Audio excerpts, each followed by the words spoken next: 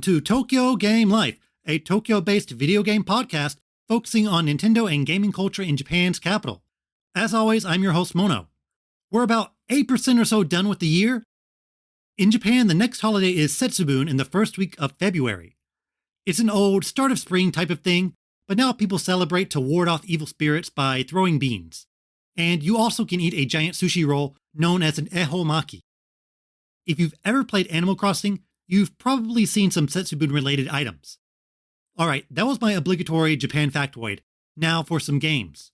2022 is going to be a big year for Nintendo, and we've got our first huge release of the year, Pokemon Legends Arceus. I've spent some time in Hisui, and I have a lot of thoughts and impressions on this bold new take on the Pokemon formula. Is the drastic departure from the core games a success? Is this a preview of Gen 9? Why do these Pokemon hate me so much? I'll get into all of it this episode. I've also been trying out some indie games recently, Loop Hero and What the Golf. Two very different yet very intriguing games.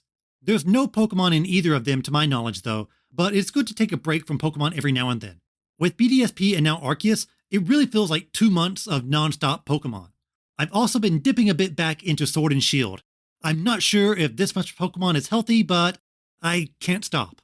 This episode's feature is about the Japanese magazine Nintendo Dream, a mag all about Nintendo. Think of it as Japan's answer to Nintendo Power. I've been talking about it a bit on Twitter, and a lot of people are surprised that magazines solely dedicated to one console exist. But yeah, they do, at least in Japan. It's quite a good magazine with some unique elements, so it's a fun thing to feature for sure. And of course, I'll touch on some news. Did you know someone spent $70 billion? And no, it wasn't me buying every copy of Arceus I could find. This is the last episode of January, so why not have some random Nintendo Direct speculation? I think I could make a pretty fun podcast just predicting Nintendo Directs every week. But for now, let's contain it to the news. Alright, let's get started.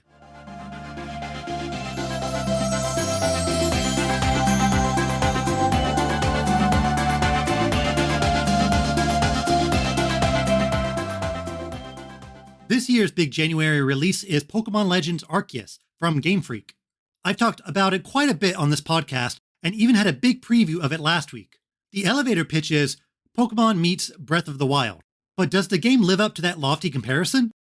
I will say yes in some ways, no in other ways. The Breath of the Wild influence is incredibly obvious, and it's really interesting to see what they lifted from that game. Now I promise you, this segment isn't going to just be putting both games side by side, but you gotta compare a thing or two, right? Obviously, the music, the graphics, and the open-air gameplay design is lifted straight from Breath of the Wild. It imitates a tremendous amount, but I don't think that's a bad thing. I love Breath of the Wild, so if every game came out and said, yeah, we ripped it off, I would honestly be excited. However, the main difference between Arceus and Breath of the Wild is how they incorporate their open-world elements. Breath of the Wild is one continuous open world that is meticulously crafted. It's purposefully designed to draw attention to different points of interest, with cleverly placed vantage points to help the player navigate and explore. You need to use the mountains, the hills, the forest to your advantage to scout out the land, and nature itself is a tremendous obstacle the player needs to overcome. Pokemon Legends Arceus, on the other hand, isn't a continuous world, but instead several segmented biomes. The design philosophy of each area is also fundamentally different from Zelda. Yes, they are big and open with green fields and flowing rivers, but Pokemon isn't relying on the triangle rule design philosophy. Instead, these zones differentiate themselves by the Pokemon placement and the unique scenarios each encounter presents.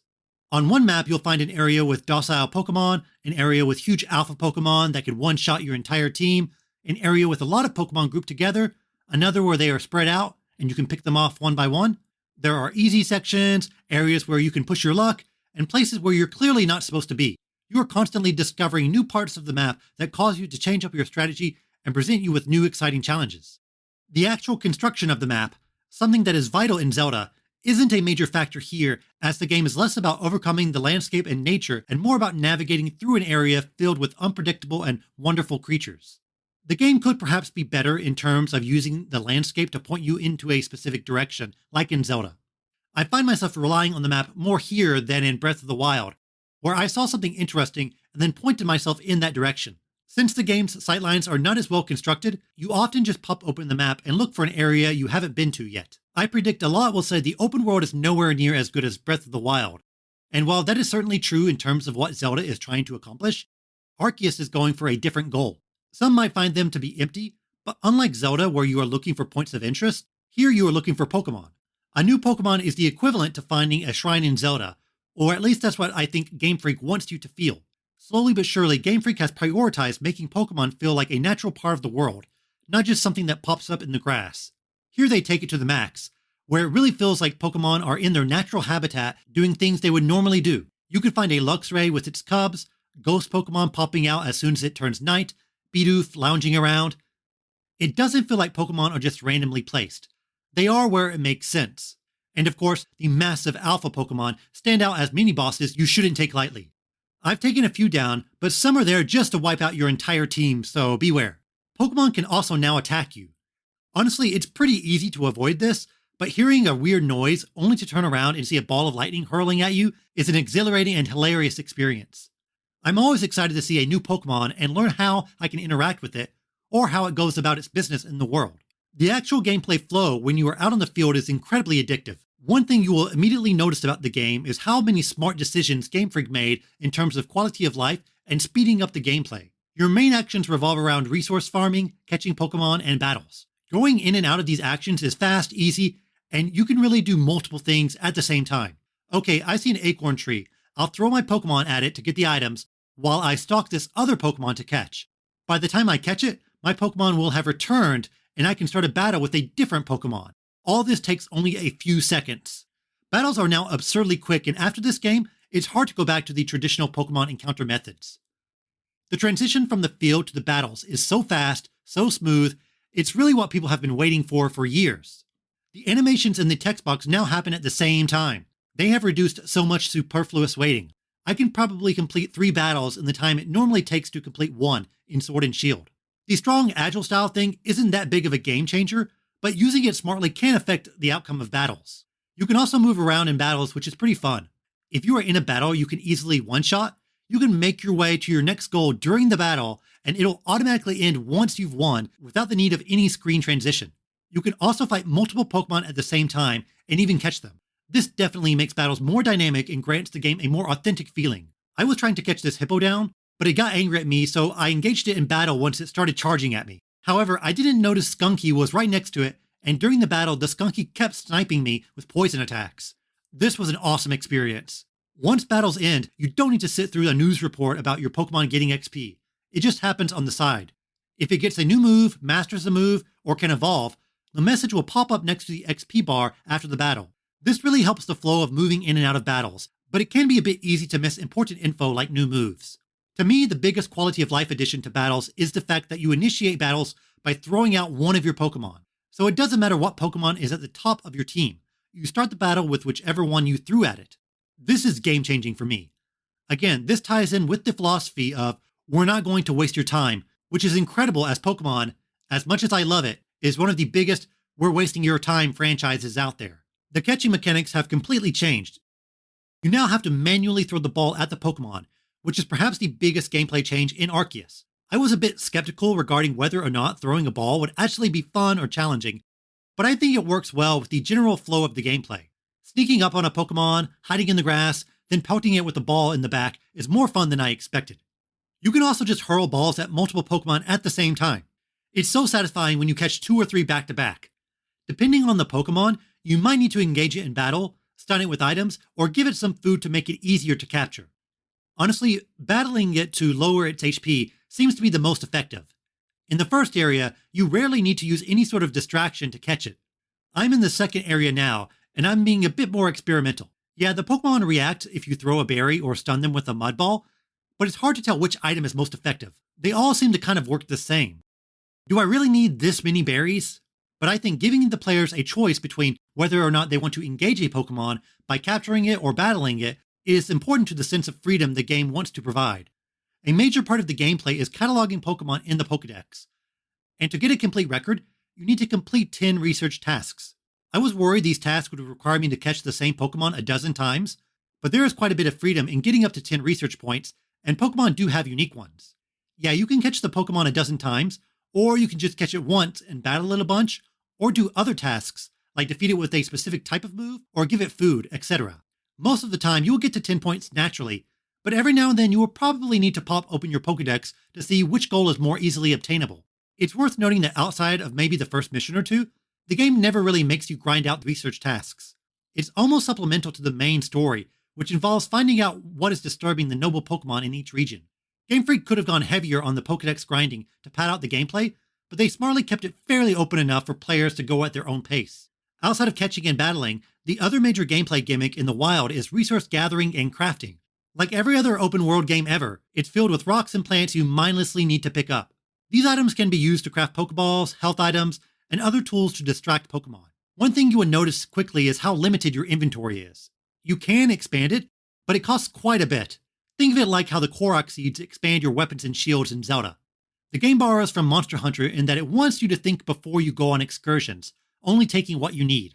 However, there are so many different types of rocks and berries that even if you go in light, your inventory is going to get full quickly. I do recommend the ABC method. Always be crafting. There's no reason to just keep 80 acorns in your inventory. Craft them all into balls and free up some space. Finding the resources on the map isn't overly exciting. It is cool how you need to throw your Pokemon at them to fetch the item. They are quite easy to spot in the actual field, so if you are looking for a specific one, it's easy to find. Contrast this with Horizon or Ghost of Tsushima, where you are basically just jamming a button while hoping you pick up something. Arceus certainly has a specific loop. If you get into it, you will be obsessed with the game. But if that doesn't hook you, I can see it getting repetitive. It does gradually introduce new things like the ride Pokemon that open up new possibilities, but if you didn't like the first area, I'm not sure if there's anything in the other areas that will make you change your mind. I haven't even talked about Jubilife Village yet, the main town hub of the game. When you are not being assaulted by Pokemon in the wild, you can chill out in this Meiji-era village filled with shops and people. I love the overall look of the village, with the Western-style Galaxy HQ contrasting against the more humble, traditional homes. Also, there is a restaurant that serves potato mochi, which is a popular snack in Hokkaido, in which Hisui/Sinnoh is based on. I always love it when some local Japanese flavor finds itself into these huge international games. Jubilife has a lot of personality. Like in Breath of the Wild, each villager has a name, and they often give you side quests or other tasks. A lot of the side quests are pretty much what you would expect, like go get this Pokemon, but the rewards are nice and some of them are pretty creative and fun. A couple are game-spanning side quests, but I'm excited to see what I get at the end. The town is slowly but surely growing. Some villagers ask for a specific Pokemon, and when you fetch it for them, it'll be in the overworld in the village. It's cool to see Pokemon gradually populate the area more and more. There's a really funny side quest where someone wants a Wurmple. I think it's pretty easy to predict what happens, but it's executed well.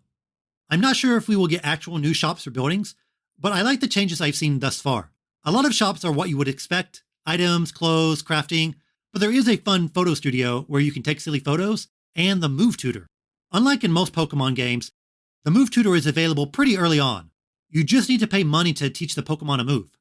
And let me tell you, these moves are very worthwhile. I couldn't believe how great a lot of the moves the Move Tutor offered were. If you get a Shinx, you can teach it Thunder Fang, Fire Fang, and Ice Fang. That's incredible. I had a Luxray on my team during BDSP, and yeah, he had like 3 electric attacks because dealing with the Move Tutor isn't that easy. Another major quality of life addition is that Pokemon remember every move they've learned, but you can only equip 4. This works well with the Move Trainer. If you buy a move you later regret, you can just swap it out. Since the game doesn't have TMs, a generous Move Tutor makes a lot of sense, and you can get early access to some really powerful and diverse moves. Again, my recommendation, get a Shinx and give it all those Fang moves. You can crush a lot of Pokemon with those. One criticism about the villagers though, a lot of them use the same models. They could be triplets or quadruplets, but I wish I saw more diversity in their character design. I've seen a lot of people say this is the best Pokemon experience ever, and that Gen 9 needs to be this. And I agree and disagree. In terms of catching and battling, this is definitely the new standard. Game Freak has reinvented and nailed the gameplay flow of catching and battling Pokemon. Everything is so smooth, so exciting, it makes a solid but stale battle system fresher than ever. However, I still like the flow of the old games, that traditional Pokemon formula. I want more trainer battles. I want more towns. I wouldn't mind in future Pokemon games, instead of having a big open area, there are smaller yet more dense routes to traverse that still keep the battles and capture mechanics of Arceus.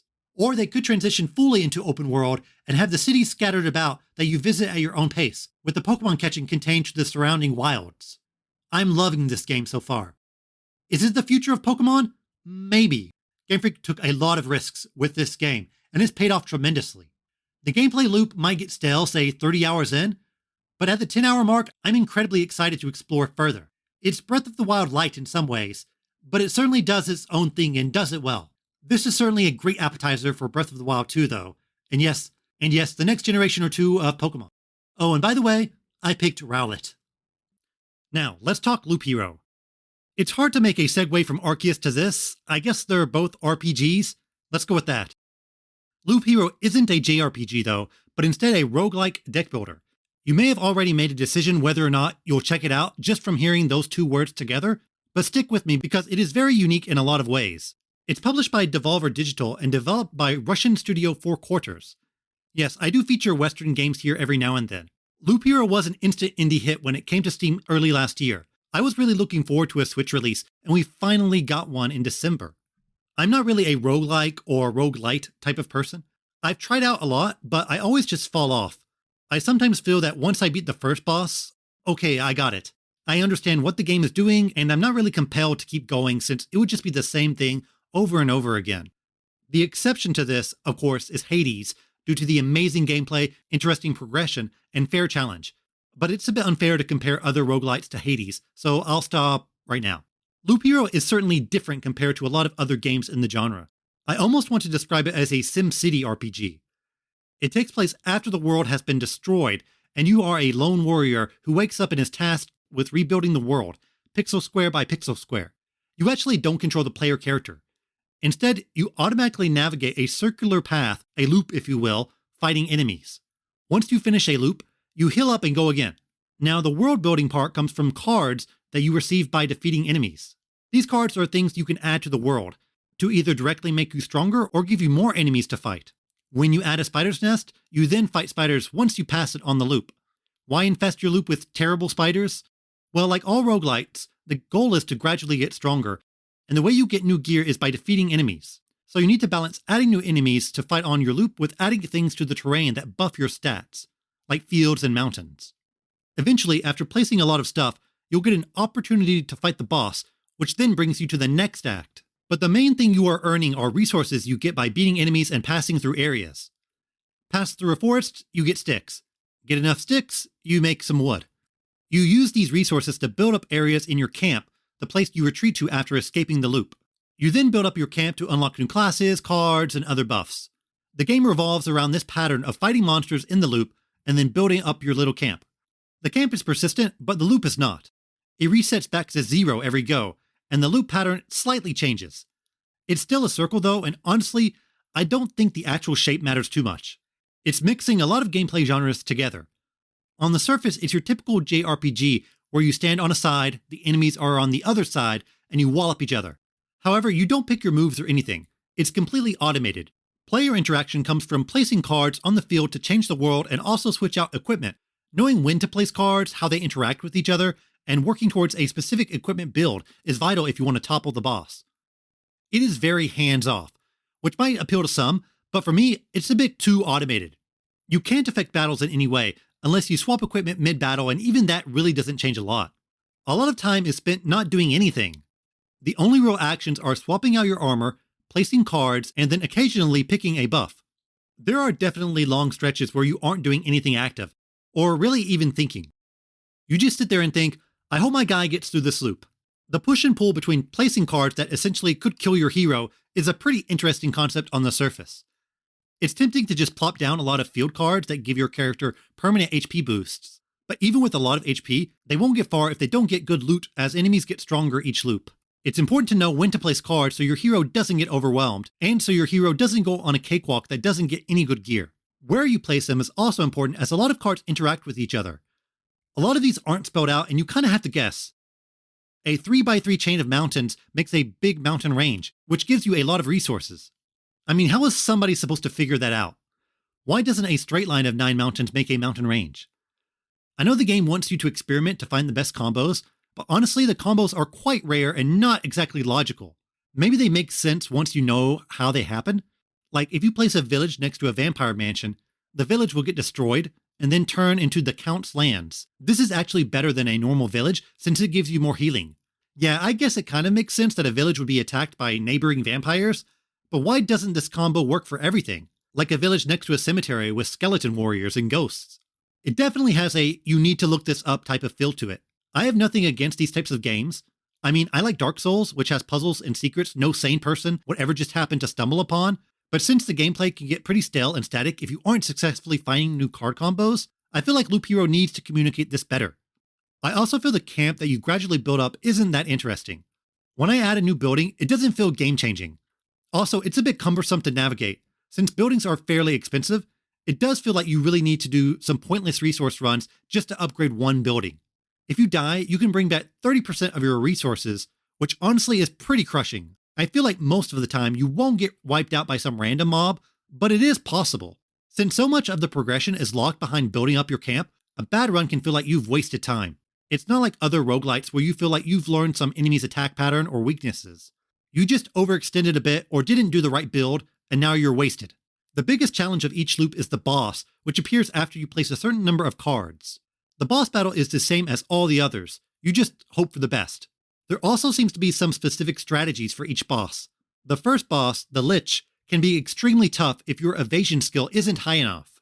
I fought it a few times with strategies like healing on attack, focusing on HP, etc., but evasion is what did him in.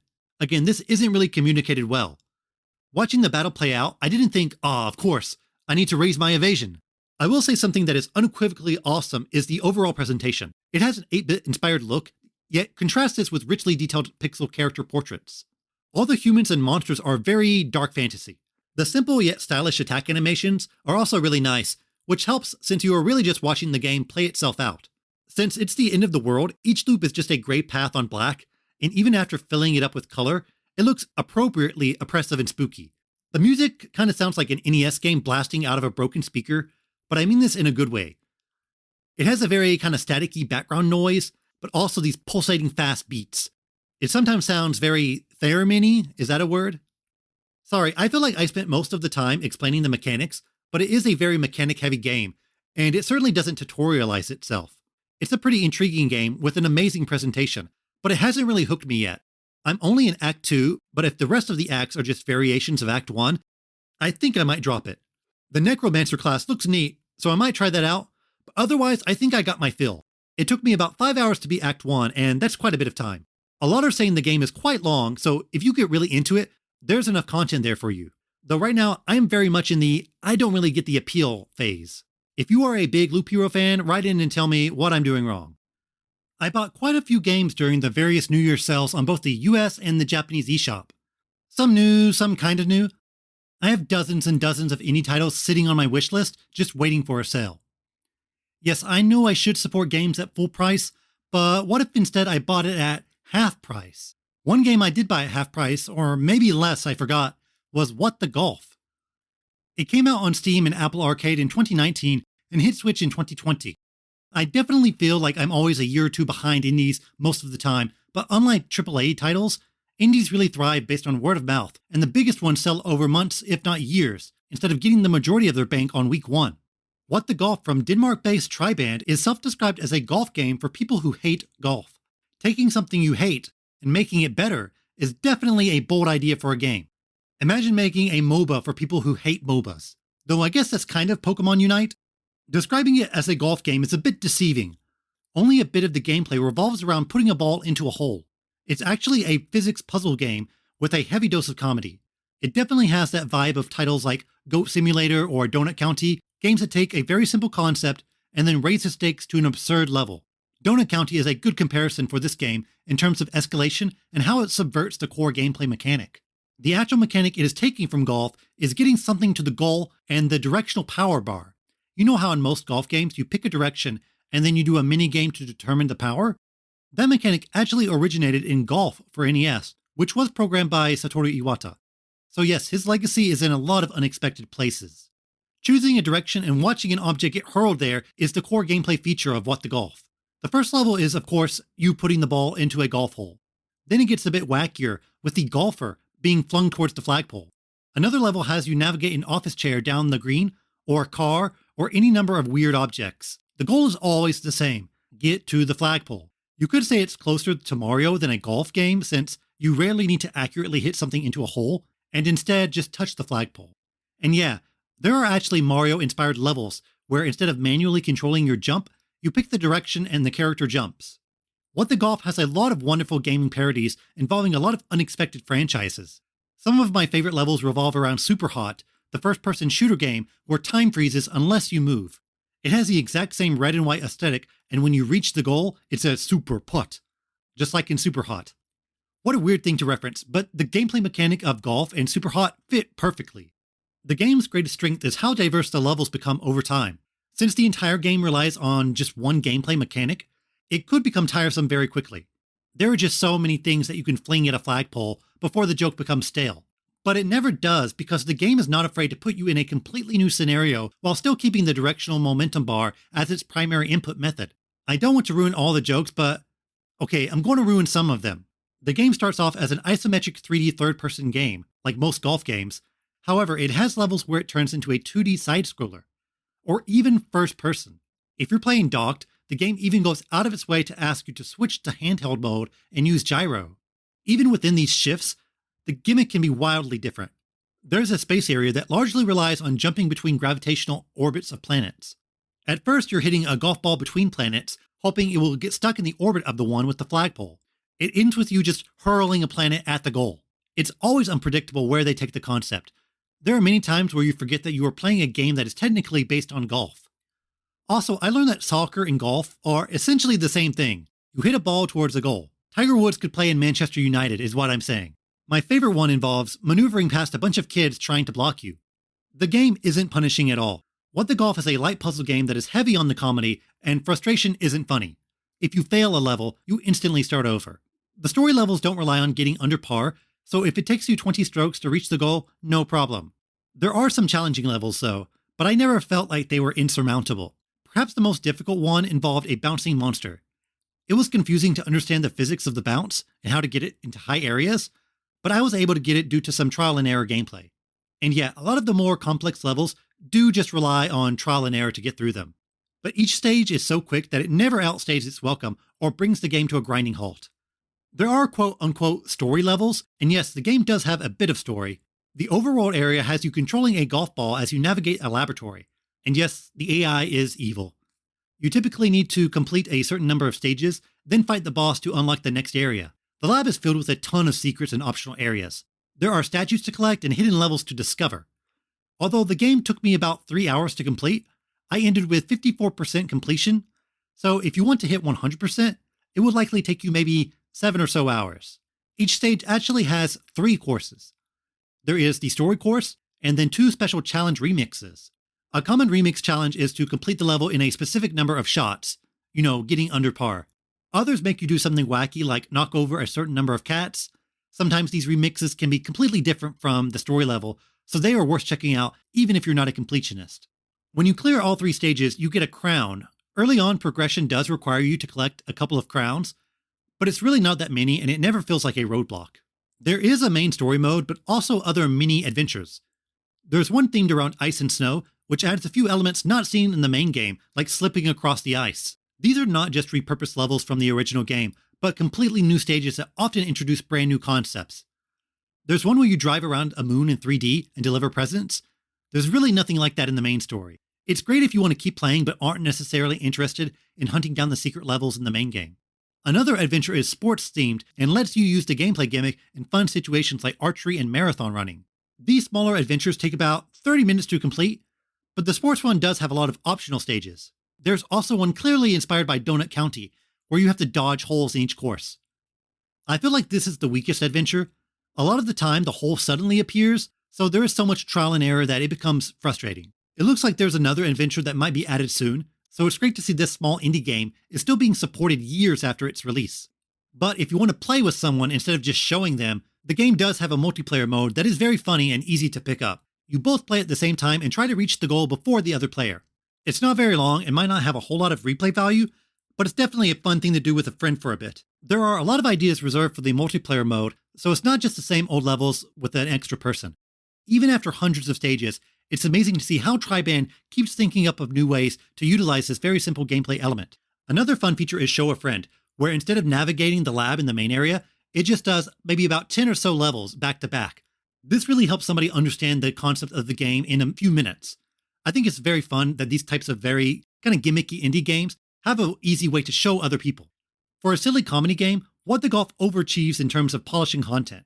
It has a lot more meat on it compared to a lot of other goofy games like Untitled Goose Game, and since a lot of the content is fragmented and pick and choose, it can satisfy those who just want a silly 2-hour game or those who want a more involved puzzle-solving experience. I think it's an excellent pickup for the Switch, something very casual you can pick up and play every now and then and just have a laugh or two. That's enough game talk for this episode.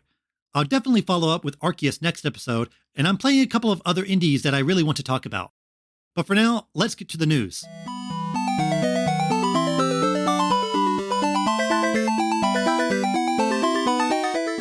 So, I guess I should lead with perhaps the biggest gaming news ever.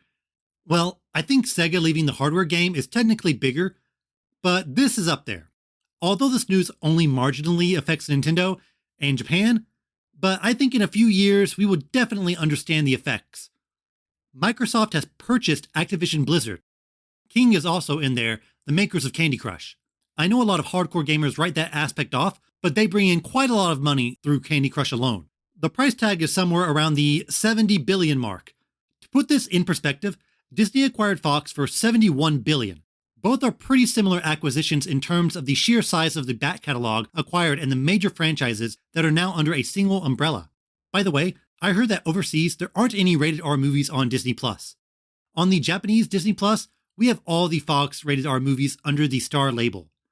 You can watch Predator on Disney+ in Japan. It's awesome. Anyways, this is the biggest gaming acquisition of all time and will undoubtedly have a major effect on the industry. Microsoft has been incredibly aggressive when it comes to creating strong first-party offerings. There's a lot of criticism around Microsoft just buying their first-party studios. Nintendo has it baked in from day one, and Sony spent years building theirs to what it is today. So for Microsoft to just throw money around, that makes people uneasy. In the span of about a year from the Bethesda and Activision purchases, Microsoft went from having the weakest first-party lineup to one of the most diverse. Look at the franchises that are now under the Microsoft umbrella. Yeah, you've got Halo, Forza, Gears. They coasted on those for quite a long time. But now they have Elder Scrolls, Doom, Fallout, Call of Duty, Overwatch, Warcraft, StarCraft, Diablo, Crash, Spyro, Tony Hawk, plus dozens of others I can't think of right now. They actually don't have Sekiro though. Apparently From still owns that IP. Also, did you know that Activision published Lost Kingdoms from on GameCube? I think From also still owns Lost Kingdoms, so put Lost Kingdoms on Switch, why not? So what does this mean for Nintendo? There aren't too many Activision games on Switch, but there are some. Mostly just Crash, Spyro, and Tony Hawk. Microsoft has been a strong third-party supporter, so it might be unlikely that Microsoft just leaves Nintendo high and dry on the next Crash game, for instance. But that could be a play. Crash and Spyro are not Mario tier, but they are strong IPs that have been revitalized recently. Having those kid-friendly games as an exclusive on Xbox would be a strong selling point. Minecraft is on everything though.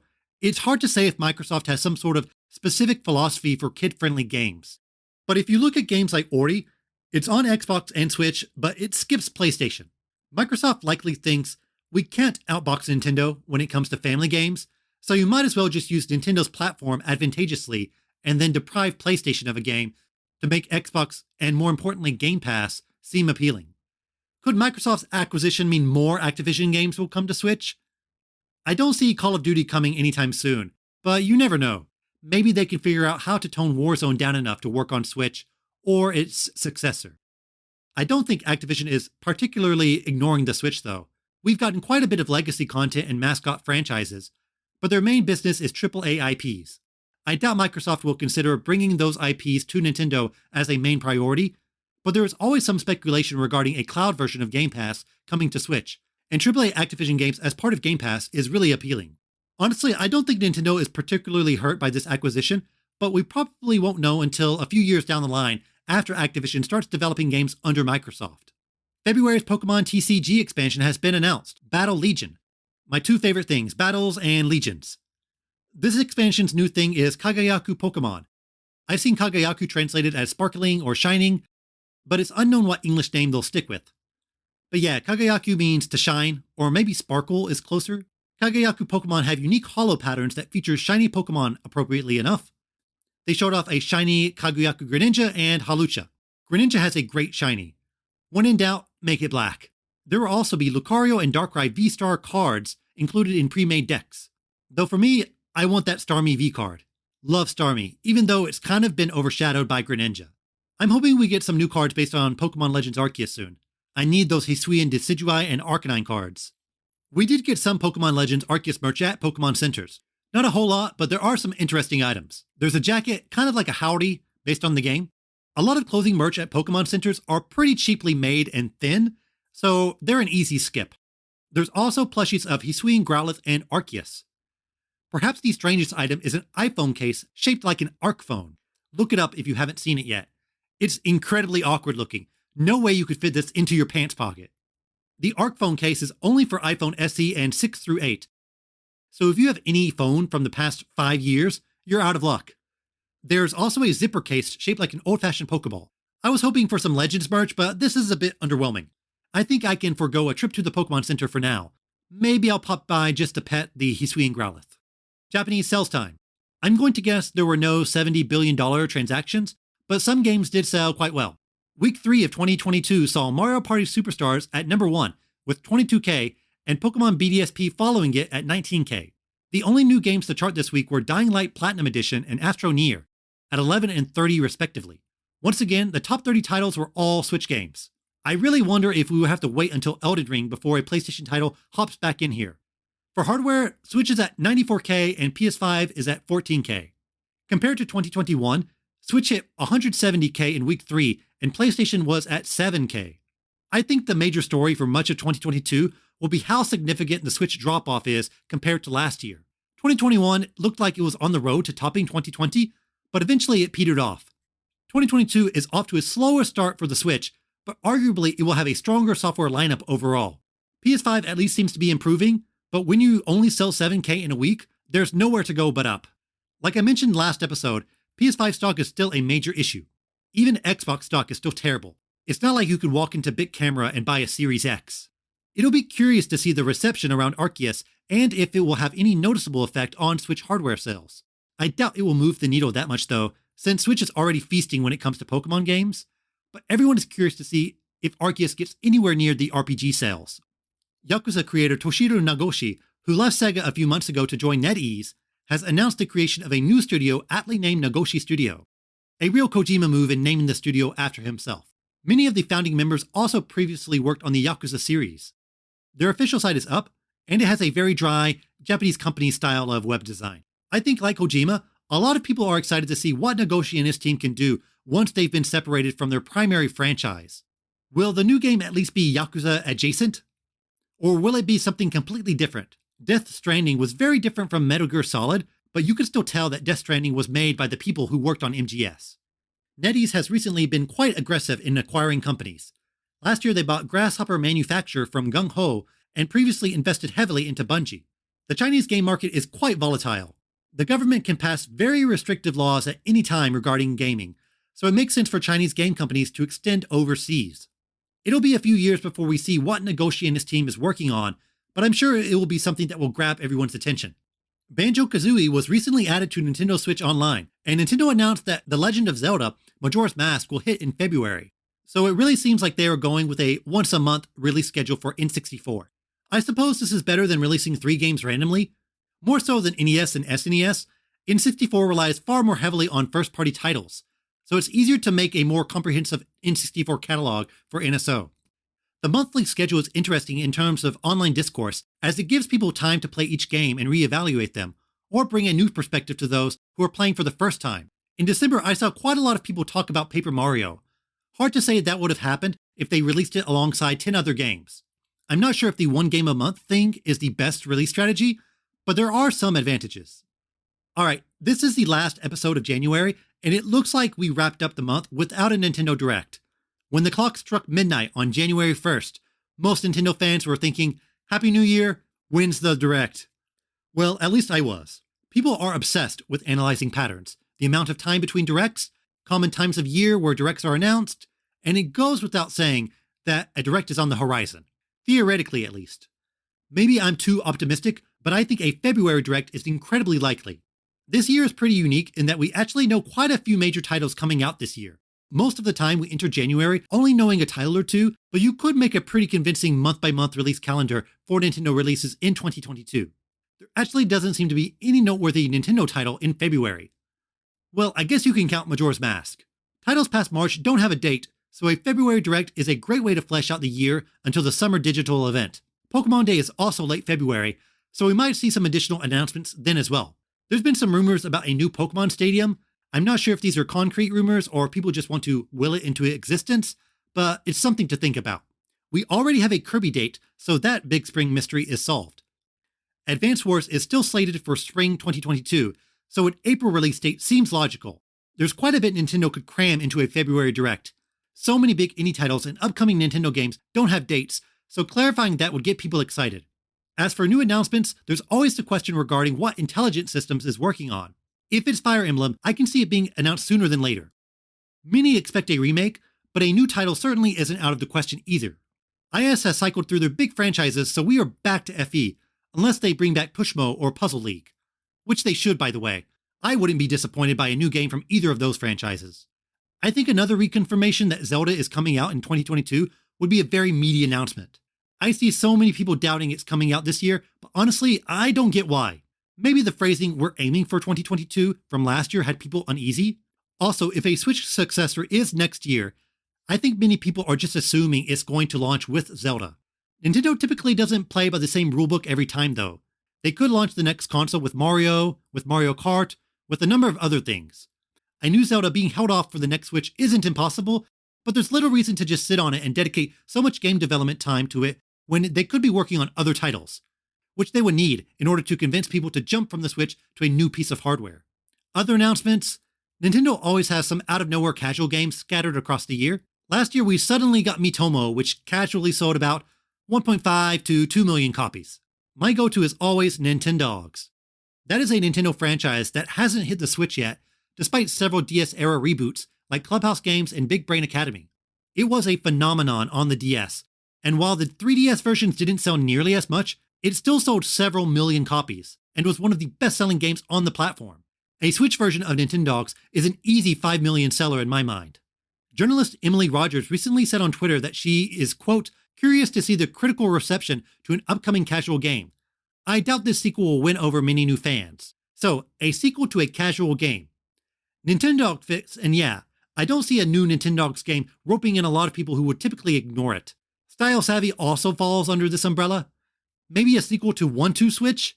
That would be an incredibly unexciting announcement for me, especially since Switch games don't really utilize a lot of the functions of the Joy-Cons anymore. I think Nintendo already has a pretty solid lineup so far this year, and there isn't really any announcement that I'm dying for. Confirmation that Zelda is still trucking along and some dates on Splatoon and Advance Wars would make me a happy camper. But a new Direct is always exciting, so I'm hoping one comes sooner than later. Alright, that's it for news. Now for the feature on Nintendo Dream.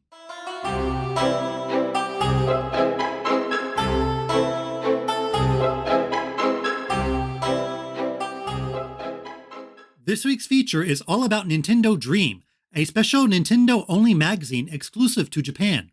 It's often referred to as Nindori for short. Japan loves those abbreviations. In the West, magazines, especially gaming magazines, are few and far between. In Japan, publishing is still a major industry with countless books and magazines hitting shelves every month. Now, please don't ask me to break down the finances of this. I don't have any genius insight on why physical print media in Japan is much stronger than it is in the West. It may still be rapidly declining, but there are still a lot of prominent Japanese magazines. Hobby mags are a big industry. If you have an interest, there's probably a magazine for it in Japan. Model building, airsoft guns, ramen, there's a magazine for you. It goes without saying that in a country where Nintendo is king of gaming, there would be a magazine or two solely dedicated to the company. Most of you probably know Famitsu, which is the most famous gaming magazine in the country and has been going on since the 1980s. There's also Dengeki, which has console-specific versions of its magazine, like Dengeki PlayStation and Dengeki Nintendo. But if you're a Nintendo fan, the magazine you want to keep your eye on is Nintendo Dream.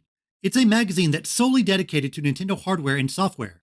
It's filled with special previews, developer interviews, awesome bonus goodies, and fun creative features. A little backstory on the mag. It's developed by Ambit and published by Tokuma Shoten Publishing, one of the many publishing groups in Japan. Tokuma is perhaps best known for the anime magazine Animage. Ambit has a pretty interesting history. They've been around since the late 1990s, and even before that, many of the people at Ambit were involved in the Family Computer magazine, one of the earliest gaming mags in Japan. In addition to Nintendo Dream, they also published Nintendo-specific game guides and other related books. It's a bit hard to imagine there's a company out there that mostly just pumps out Nintendo books, but they seem to be trucking along just fine. Nintendo Dream itself started in 1996 as 64 Dream. This really reminds me of how IGN started as N64.com and then rebranded. Naming your company after a console name is pretty risky, especially if it's a Nintendo one. I see a lot of Twitter accounts and websites with Switch in the name, and I'm praying for them once Nintendo moves away from that moniker. I think PlayStation and Xbox are safe though. Feel free to name your website after that.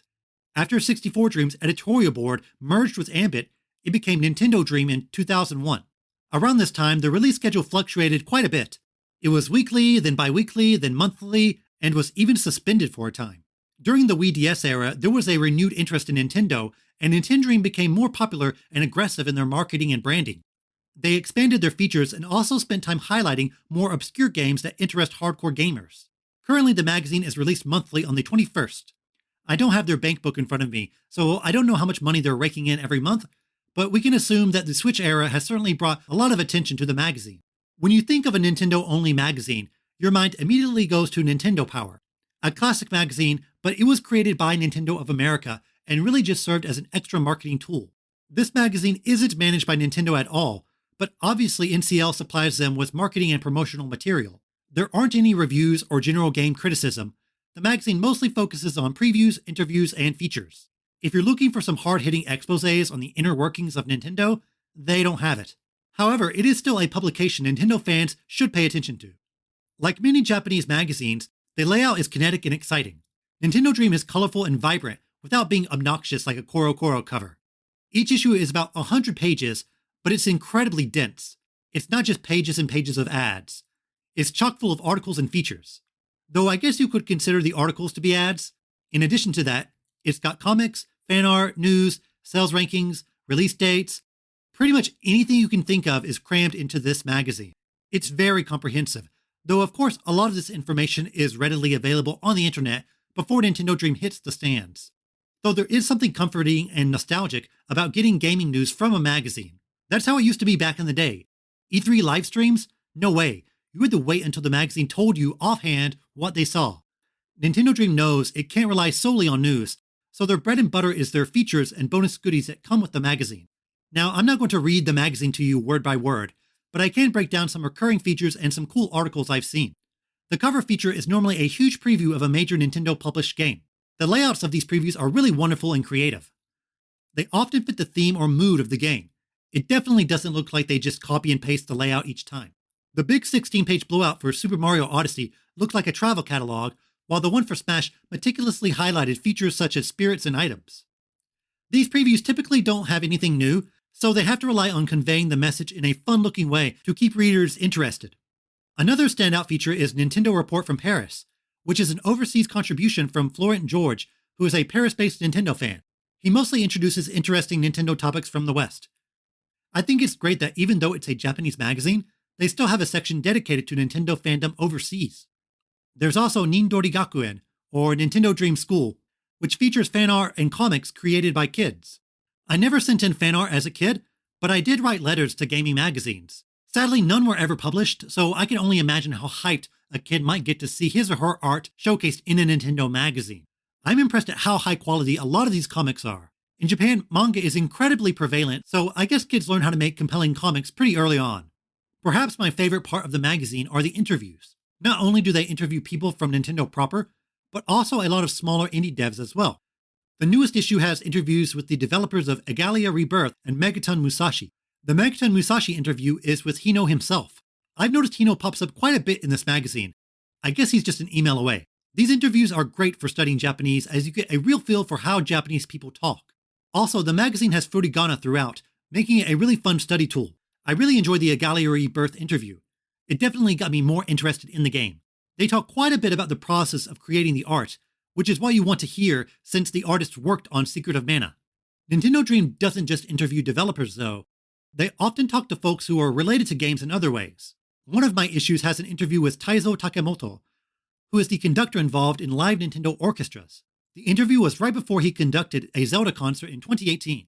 Another interview was with the people who designed the Kirby Cafe. These are fun, out-of-the-box interviews that you wouldn't find elsewhere. Nintendo Dream is excellent in understanding their niche of passionate Nintendo fans who want to know the minutiae of games and everything surrounding them. The magazine is quite dynamic in terms of what they feature each month. There are some features that always appear, like Nindori Gakuen or Download Hall, that features downloadable games.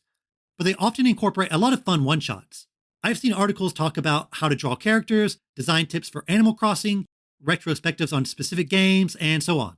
They do a lot of rankings and contests, like cutest Nintendo character and things like that. These rankings are pretty easy to translate, so they quickly spread to the English-speaking sphere. You really never know what you'll find inside until you crack it open. Now, that's just the main magazine. It often comes with special bonuses like additional pamphlets, books, or posters. These can range in quality, but some are pretty excellent. One around the time of Smash Ultimate had that huge poster with all the characters. The front side was the art, and the back side was character bios. Though to be fair, this thing was way too big to actually hang somewhere. The extra books and pamphlets that come with the magazine are by far the most interesting. The latest edition had a big guide for Brilliant Diamond and Shining Pearl, including a full Sinnoh Pokédex, maps, tips to beat the Elite Four, and so much more. It was a mini strategy guide that you get completely for free. I do feel for the people who have to make this. I'm sure a lot of staff love poster months, where they don't have to write an entire guide. Far and away, the greatest thing I've gotten from Nintendo Dream is a booklet called Nintendo Product Catalog. Well, mine is Nintendo Product Catalog 2, since it's an update to the original. It features every single game Nintendo has ever created, all the way back from 1889 to 2021. It is honestly an incredible resource, and I can't believe I got it for free when buying the magazine. It's 160 pages, so bigger than the magazine itself. It features hundreds of full-color photos of hardware, games, amiibos, Hanafuda cards, you name it. Most of the catalog is dedicated to the software guide, which has information on every single game Nintendo ever published in Japan. Each game is listed with its own little box with a screenshot, a paragraph describing the game, and important info like the release date and even the launch price. Did you know Pilot Wings was 8,000 yen at launch? Now that's a tough decision, $80 or Pilot Wings. It's really incredible how detailed this guide is. They even highlight every single game available on the Pokemon Mini. It also puts into perspective how much software Nintendo is pumping out these days. Nintendo only published 2 Game Boy games in 1993, Link's Awakening and Kirby's Pinball Land. Now it's not uncommon for Nintendo to publish 2 games in a month. Another fun thing about the catalog is discovering Japan-only games, especially those from the early Famicom and Super Famicom days. There are certainly more comprehensive guides for each piece of hardware that also includes third-party titles, but for a Nintendo-only software guide, it's a great thing to have on hand. I thought about doing a feature solely on this thing, it's that packed, but I decided to just talk about it a bit here, though I'll definitely be using it when talking about Japan-only Nintendo games in the future. I will say that the magazine is pretty expensive for what it is. It's about $9, which is twice the price of Famitsu. You always get some extra goodies, but these can vary wildly as I mentioned before. The Nintendo product catalog is probably worth $9 by itself, but a poster? I think I can skip it. I typically only buy it if it has a very cool insert or if it features a huge game I'm looking forward to, like Super Mario Odyssey or Smash. I do own the most recent one with the Pokemon Legends Arceus cover, and I can see myself buying a few more this year considering how incredible Switch's 2022 lineup looks. If you don't live in Japan, you can still follow Nintendo Dream through their website, ndw.jp. Although they don't post the magazine articles there, they have some blog posts every now and then, and also a preview of the magazine. But you gotta have the real deal. Next time you're in Japan, definitely look out for Nintendo Dream on bookstore shelves. Now for the Japanese phrase of the week. This week's phrase is hakoniwa geimu. Hakoniwa geimu. It literally translates to box garden game. Hakoniwa is a type of Japanese craft where you create a small scene in a miniature box. This can be a small mock garden, like bonsai, or even something like a mini village. The concept of hakoniwa is actually an important one for 3D Mario games, as Nintendo has specifically cited level design as being inspired by hakoniwa in the sense that it is a contained area filled with intricacies and rich detail. Imagine if you had a model of, say, Bob-omb Battlefield that you could spin around and look at. That is the essence of hakoniwa. So a hakoniwa game is one that involves maintaining a small landscape. I think simulation game would be fairly close to the type of games hakoniwa games are. These games are incredibly prevalent on mobile, where you slowly build a small town that fits into the palm of your hand. SimCity could also be described as a hakoniwa game. I'm not sure if Animal Crossing would fall under this umbrella, since it relies less on building and resource management. Once again, hakoniwa game. Now for the Japanese tweet of the week. This episode's tweet is from Namiko X. Namiko is a hardcore Animal Crossing and Final Fantasy VII fan. Put them together and you get an incredible Final Fantasy VII inspired Animal Crossing island. The tweet shows Namiko's Animal Crossing island mimicking the classic cover of Final Fantasy VII. It's incredible how accurately it's duplicated in Animal Crossing. Namiko's character even has a mock Buster Sword. I'm not sure how they pull that off so convincingly. If you go to Namiko's account, you can see other screenshots of the island which have been turned into various FF7 locales like Midgar and Cosmo Canyon. I really need to take maybe 2 or 3 full days just to decorate my island to get it up to snuff, but maybe one day. Again, the tweet is in the podcast description. That's all this time around. Don't forget to like and subscribe on your favorite podcast app. Click that 5-star button on whatever app you're using. I also have a YouTube channel and I am on Twitter, Instagram, and TikTok, so follow me there by searching for Tokyo Game Life. I post stuff every day on Twitter and Instagram, so check it out. Also, check out my site, tokyogamelife.com, for transcripts and photos. The next episode will be Sunday, February 13th. Think of it as an early Valentine's Day present. No spoilers, but I might have a guest next week. Fingers crossed. I'll also talk more about Pokemon Legends Arceus and some under-the-radar games. Till next time, mata ne!